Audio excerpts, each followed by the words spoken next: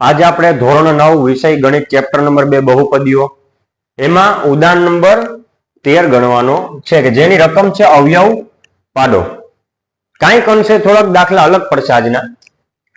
કઈ રીતે સોલ્વ કરવા? પહેલો દાખલો છે 49a નો વર્ગ વત્તા 70ab વત્તા 25b નો વર્ગ। એક નજરે જોઈએ ને તો આ જે છે ને જવાબ છે, આ જવાબમાંથી આપણે છે ને રકમ ઉપર જવાનું છે।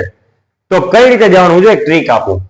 હંમેશા જ્યારે પણ આ રીતનું હોય ને, જો આપણે ખબર પડી જાય 49 છે એ પણ કોઈકનો વર્ગ છે અને 25 એ પણ કોઈકનો વર્ગ છે। 49 કોનો વર્ગ? તો કે 7 નો। 25 કોનો વર્ગ? તો કે 5 નો। 7 5 35 ને એને ગુણ્યા 2 એટલે કેટલા થાય? 70।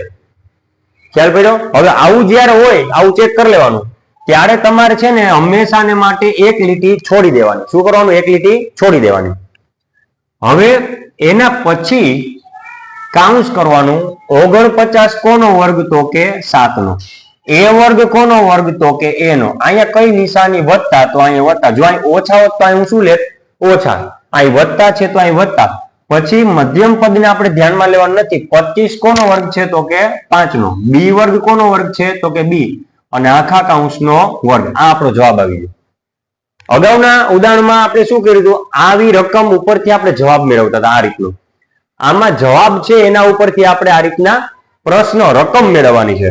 હવે છે ને ઊંધો દાખલો ગણવાનો। કઈ રીતે ઊંધો? હવે જો આ નિત્યસમ આપણને ખબર છે, આ નિત્યસમ પ્રમાણે શું કરવાનું? x વત્તા y આખા કૌંસનો વર્ગ। x વત્તા y, જો x વત્તા y આખા કૌંસનો વર્ગ, પેલા પદનો વર્ગ એટલે કે x નો વર્ગ વત્તા 2 ગુણ્યા પેલું ગુણ્યા બીજું એટલે કે 2xy વત્તા બીજા પદનો વર્ગ એટલે કે y નો વર્ગ। એટલે શું થાય? x નો વર્ગ વત્તા 2xy વત્તા y નો વર્ગ એટલે પેલા પદનો વર્ગ વત્તા 2 ગુણ્યા પેલું બીજું વત્તા બીજા પદનો વર્ગ। આ નિત્યસમ પ્રમાણે ઊંધો દાખલો ગણો તો જો અહીં પેલું પદ કોણ છે? તો કે 7a, એનો શું કરવાનો? વર્ગ। અહીં વત્તા તો વત્તા 2 ગુણ્યા પેલું બીજું, પેલું પદ કોણ છે? 7a ગુણ્યા બીજું પદ કયું છે? 5b વત્તા બીજા પદનો વર્ગ એટલે કે 5b અને એનો વર્ગ। હવે ચકાસી લેવાય, જો 7 નો વર્ગ 49, એનો વર્ગ એ વર્ગ વત્તા 2 7 14, 14 5 70, a ગુણ્યા b એટલે ab વત્તા ના વત્તા 5 નો વર્ગ 25 અને b નો વર્ગ b વર્ગ। રકમ ગોઠવાઈ ગઈ। હંમેશાને માટે તમારે એક લીટી છોડી અને શું કરવાનું? ડાયરેક્ટ જવાબ અને પછી ત્યાંથી નિત્યસમ પ્રમાણે ઊંધો દાખલો ગણવાનો। એટલે જો તમારે જે રકમ છે ને મેચ થઈ જશે, અહીંયા ચેક કરી લેવાની। હવે આ જે છે એ તમે જવાબ લખી શકો, અથવા તો આપણે આ રીતના હોય 5 નો વર્ગ તો આપણે કઈ રીતે લખીએ? 5 ગુણ્યા 5, બે વખત પુનરાવર્તિત ગુણાકાર લખીએ।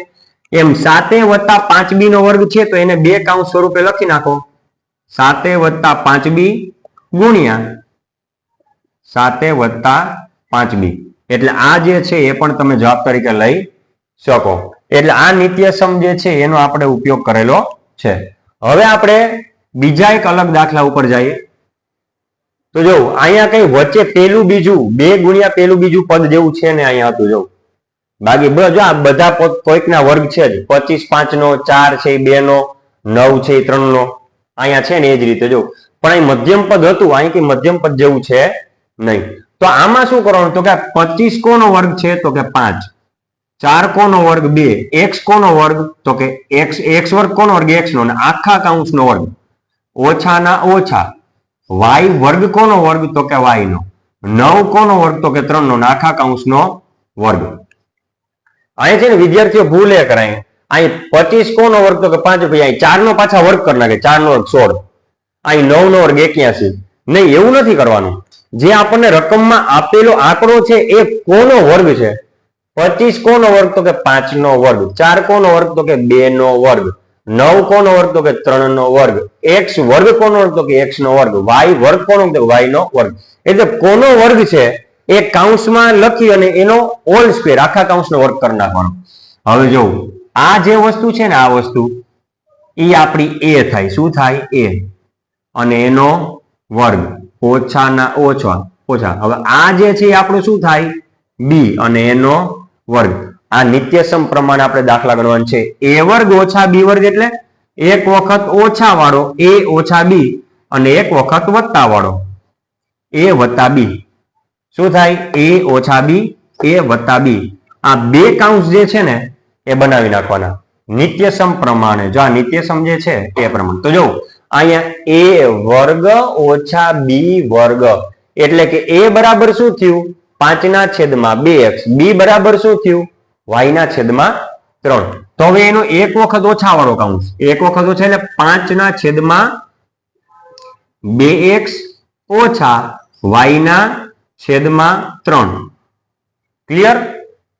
હવે એવો જ પાછો વત્તા વાળો કાઉન્સ 5/2x 5/2x વત્તા y ના છેદમાં 3. જો a ઓછા બી ગુણ્યા a વત્તા બી. a ઓછા બી ગુણ્યા a વત્તા બી. શું કર્યું આપણે? a વર્ગ ઓછા બી વર્ગ એને a ઓછા બી a વત્તા બી. કોઈને આમ કરવું તોય ચાલે, પેલા વત્તા વાળું પછી ઓછા વાળું લેવું હોય તોય ચાલે. એટલે આ જે છે આમ લખો a વત્તા બી ગુણ્યા a ઓછા બી તો પણ સેમ જ થાય, a વર્ગ ઓછા બી વર્ગ. આમાં કઈ ફેર પડતો નથી. તો આ જે છે એ આપણો ફાઇનલ જવાબ થશે. તો આજે આપણે ઉદાહરણ નંબર 13 જે છે અહીંયા પૂરું કરીએ છીએ.